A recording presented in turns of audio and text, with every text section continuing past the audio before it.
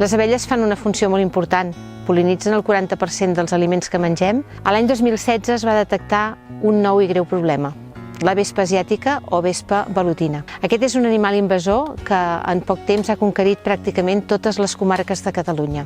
La vespa assetja des que surt el sol fins que aquest es pon les abelles a l'arna. Aquestes no poden sortir a buscar aliment. Cada cop més debilitades són més fàcils d'exterminar. Quan les caixes van quedant buides, les vespes entren i les acaben de matar totes. En una caixa d'abelles hi caben entre 15.000, 50.000 i fins i tot 80.000 abelles. Cada vespa asiàtica mata diàriament entre 18 i 21 abelles per alimentar les seves cries. Aquest càlcul es torna esgarrifós quan calculem les abelles que pot arribar a matar una colònia. Un niu de vespa asiàtica medeix fins a 1 metre d'alçada per 80 centímetres de diàmetre. Aquí hi viuen milers de vespes.